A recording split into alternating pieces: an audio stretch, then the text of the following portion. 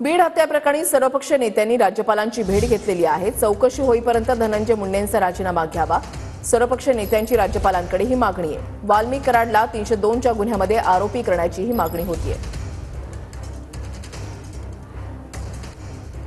भूमिका मांडली की आरोपी आहे, तिथे जात पात धर्मपंथ कुठलाही विषय नाही। आरोपीला सजा व्हावी, आरोपीवर कारवाई व्हावी, तो कुठेही असो, कितीही मोठा असो, त्याला सोडता कामा नाही। चौकशी योग्य दिशेने जावी। जे काही एसआयटी बिसायटी नेमले ते काही अधिकारीशी संबंध जर आरोपीचे असतील तर त्यावर पारदर्शकता दिसावी, ही भूमिका आम्ही मांडली। त्यांच्या राजीनाम्याच्या संदर्भात म्हणालो की कारण त्यांचे जे काही कनेक्शन आणि संबंध आहेत ते बघता चौकशीमध्ये कोणी आडवं येऊ नये म्हणून त्यांना राजीनामा घेऊन तुर्तास बाजूला करावा, जोपर्यंत या प्रकरणाची चार्जशीट पुटअप होत नाही।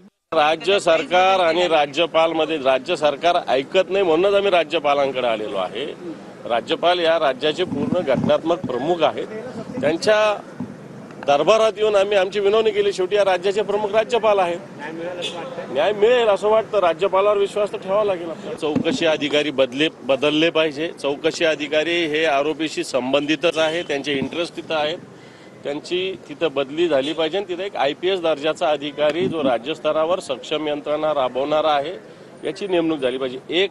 आणि याची सगळी संशयाची सुई याला राजकीय आशीर्वाद धनंजय मुंडेंचा आहे आणि म्हणून धनंजय मुंडेंचा राजीनामा झाला पाहिजे। या दोन मागण्या आम्ही राज्यपालांकडे केलेल्या आहेत।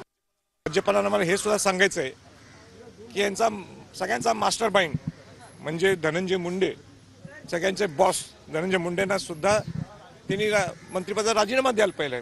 पूर्वी सुद्धा अंतुले जे असतील, RR आबा असतील, अशोकराव चव्हाण असतील, मनोहर जोशी साहेब असतील, या सगळ्यांनी सुद्धा लोकांचा आक्रोश पाहून राजीनामा दिला होता।